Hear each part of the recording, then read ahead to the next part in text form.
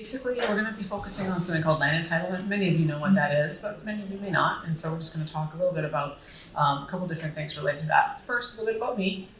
I'm a family physician and medical director for a group in San Diego, California. So I'm just south of here about an hour. So took the day off. I'm still practicing medicine full time and just love real estate. And so that's why I do it on the side. I'm general partner for the Rockstar Capital Development Group, Rockstar Capital 2. And I also do other deals as well. And so that's my family, my husband Griff, and my son Mason.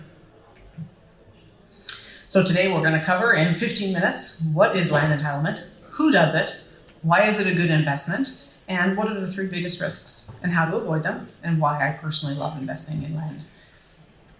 And we all know Mark Twain, he's a pretty smart guy. Buy land, they're not making it anymore. Still holds true today. And as we all know, anyone who owns any property, which is many people here, is that land and anything that is on the land is going up in value. So I grabbed this picture off the internet, and it's to illustrate that this is really not what land entitlement is at all. So there's a bit of a misconception about what land entitlement is, and it doesn't involve any backhoes or dump trucks or digging or anything like that. The only digging that'll be done during the land entitlement process is taking a couple soil samples and evaluating exactly what is on the land. So we'll dig into that a little bit. There's a couple different terms for this. It can be called a permitted lot, a paper lot, land disturbance permits, all these things basically mean land entitlement. And so the definition is it's raw land that has been granted subdivisional approval by the local municipality with all land disturbance permits in hand. So it's another word is shovel ready. That's what I like to call it. And it really is a business, which is a niche product. I mean, obviously land entitlement's not new. All developers since forever have had to do this in-house before they would build anything. And many of you are involved in that niche of things. But to do it just on its own and then sell the paper lot to someone like a national home builder is a bit of a niche. And it has grown out of the recession and the crash in 2008. I'll get into that a little bit more. So, a little bit about what land entitlement is. And, we're going to go over this whole process pretty quickly here in 15 minutes. And the details of it, fortunately, you get to be spared because I do this talk and it's longer. It's like, 45 minutes and we get into the details of all these things. So luckily we don't go into it because it's actually really boring. Zoning, talk about zoning variances and getting permits. You need use permits for utilities and for building. You even need permits for landscaping. Like, for example, if you're planning on putting a pond into your, your development, you need permits for everything. And of course, where do you get your permits from? City Hall and the government. And so you're talking to the municipalities, and it's a lot of paperwork. That's basically what it comes down to. There's also, the environmental assessment, and there's engineering surveys, phase 1 environmental, sometimes phase 2, depending on what they find. Got to go back through the chain of title and see who's ever owned that land. And some things might come up that might make it a no-go. For example, if there's ever a dry cleaner on a piece of land, that is considered not allowed to have residential homes on it due to the potential toxicity. Something else might show up like radon, or maybe you'll find that there's gigantic boulders in the land that just makes it, untenable to build on. So basically the process, it's a due diligence process. So any builder who's going to be buying homes and or building homes is going to go through this process to see if they can build homes on it. It takes about 3 to 18 months on average, sometimes longer, because the government is moving slower right now with issues of labor and things like that. But there's a lot of work that's involved with talking, submitting proposals, waiting for the results, sometimes socializing with the community, like they put an announcement out like there's going to be a new development, and then everyone comes and yells at the developers.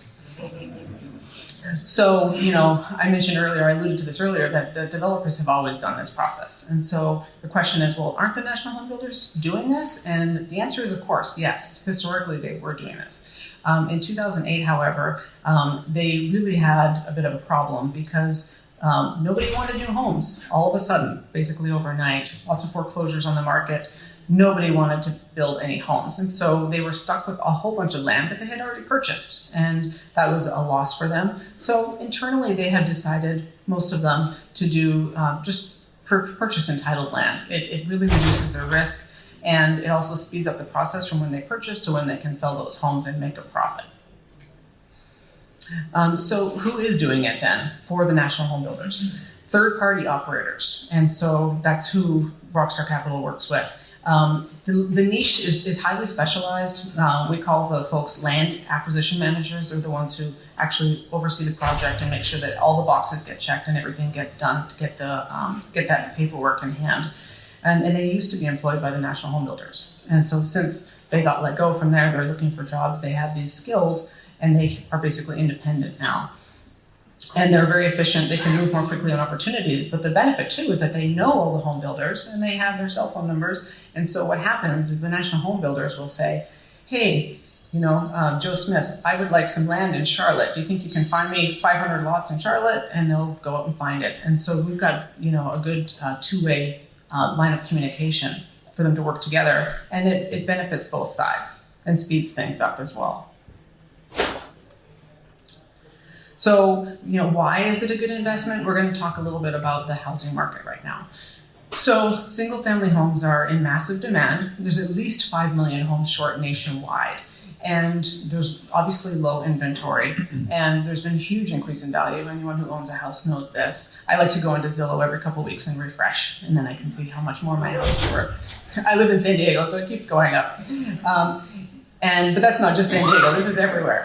And as of March, median home price was $429, and it was $323 before COVID. It just keeps going up and up. But there are very minimal supply of homes on the market. And initially it was thought to be related to COVID, but it's obviously much more than that now. Maybe some repercussions from COVID, but it's more than that. And the big driver is the demand, and it's from the millennials. And basically, there are tons of them turning 30 this year, last year, and the next year. And this is their peak home buying. Those of us in multifamily, I also do multifamily, we always said multifamily is a great place to invest because, the millennials, they don't want to buy homes, they want to rent. Well, now those millennials are getting older, and now there's a new generation behind them that likes to rent, fortunately. But they're ready to have kids, move out, get some space, have kids or a pet. And so, unfortunately for them, though, there's not very many homes out there, and they're very expensive. You've all probably heard the stories about people putting in multiple offers, and they keep getting outbid by cash buyers and investors and things like that. And so they are leading most of the home buying right now. And then there was a COVID effect too, where people don't have to live in the center of the city anymore. They can move wherever they want. They're remote and they want some space. So, in other inventory factors, there's the COVID effect. Foreclosures really are not an issue anymore. That used to provide a fair amount of inventory, but there's not foreclosures. First, there was the moratorium. Now, people have tons of equity, so nobody's going to walk away from their house. But the main inventory factor is that builders have been underbuilding for years. And this next slide has a pretty remarkable graph, which shows the homes built in the U.S. by decade in millions. And so you can see that the national home builders, since the 1950s, have always built about 20 million homes per decade. And in 2010 to 2019, they built 5.8.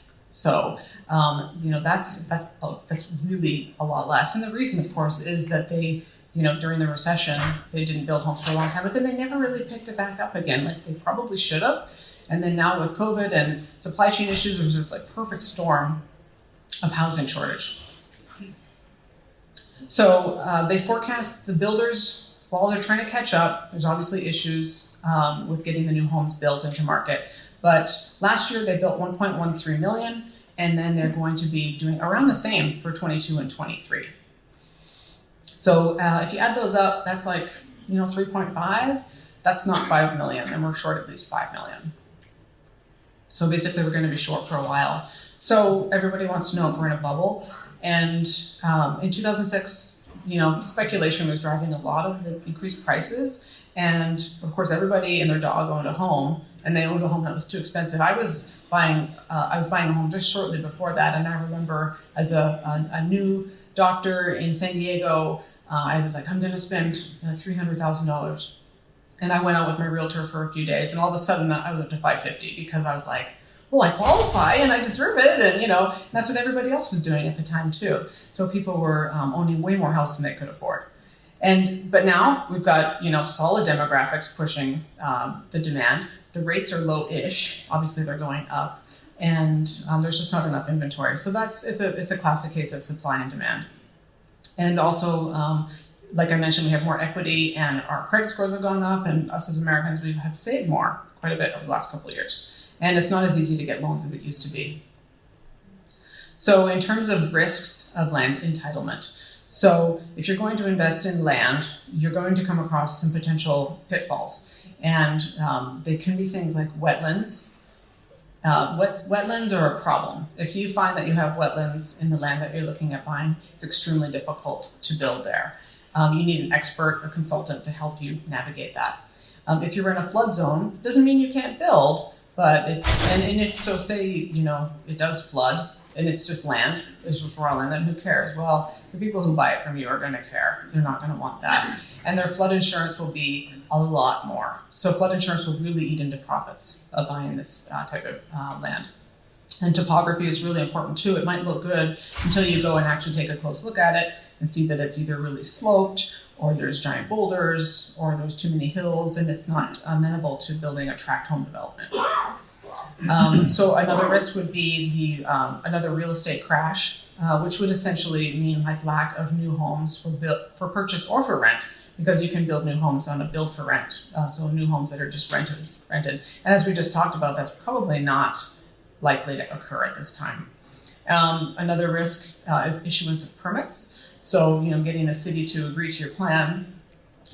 Basically, if you come up with a compliant design, though, they must give it to you. It's just you have to be compliant, and that might take a little bit of back and forth to get things lined up correctly. But the biggest thing is really that it can take longer than expected, because the cities move slow. And if anyone has ever tried to do any development on their own home or anything like that, it can take months to get a permit. So what's really important when you are purchasing land is to have a solid land purchase agreement, or LPA. Basically, you have a very extended due diligence period, and you control rather than own the land. So just like you have a due diligence period when you buy a multifamily property or even your own house, this is just much longer, more in the range of 18 months. It basically allows you to limit your risk to the soft costs of the deal, which is on average about $1,500 per lot. And what we try to do with the builder that we work with, they'll do all the due diligence, and they would never purchase the land until they're 99% sure that it can be sold to a national home builder. And if they come across something along the way that doesn't line up, then they just have to walk away, and those soft costs, will be a loss. They also try to do a simultaneous close, which means that instead of putting up, say the land is $5 million, instead of getting that $5 million and buying the land and then selling it to a home builder and making more, they try and do a purchase and close on the same day, which allows them to skip that $5 million capital event. We can do that most of the time, about 80% of the time, except for the really bigger projects. They do require some bridging capital. And then 95% of the home builders and hedge fund buyers will not close until they know they want that land disturbance permits to be in hand, which makes sense. A quick case study.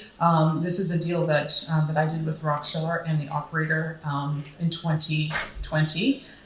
It's in Waxhaw Landing, which is just south of Charlotte. 500 lots, 169 acres, purchased it for 6.5 and put in about 1 to 1.5 in soft costs. So we raised $8 million from investors, and we've created a small syndication. We offered our investors 18% annual returns. And before we even got started, as you can see at the bottom here, we had an LOI from Mattamy Homes for $14 million. We didn't accept the LOI. Well, the operator didn't accept the LOI because they like to have a little bit of friendly competition between the builders. And so eventually, less than a year later, it did sell for $16.75 million to Mattamy. And so for the operator, that was a 2.09x in a year. They waited a year and a day, of course, capital gains. So the benefits of investing in land entitlement, in my opinion, are that it provides good cash flow. The structure of the fund that we have is to provide cash flow because we're lending. And so whereas a lot of the deals that I'm involved in are equity deals, this is more of a lending fund or a debt deal, and so it provides good cash flow. The deals are short term, they're 9 to 18 months, and so that allows us the flexibility to put all capital that is brought in to work quickly. We're not waiting for 10 or 15 million of equity to buy a big multifamily asset. And if things start to change, we can pivot quickly. We can, back out of something or get into more things because they are over so quickly. I like the asymmetric risk reward. This is a very conservative area to be in. There's a huge demand. And for me, investing in land or any real estate asset is considered, to me, conservative compared to things like the stock market. So I'm always looking for those high rewards and low risk. It's also a good way to diversify your portfolio. If you're only in multifamily investing, it's good to maybe get on the other side of things and do some lending. And also, it's hard to buy a single family home for profit right now because, they're just so darn expensive. If that's your business, is buying single family homes to rent out, very difficult. But this is getting in kind of early, in the early stage, kind of like a seed round of venture capital, except you're getting in at the land stage.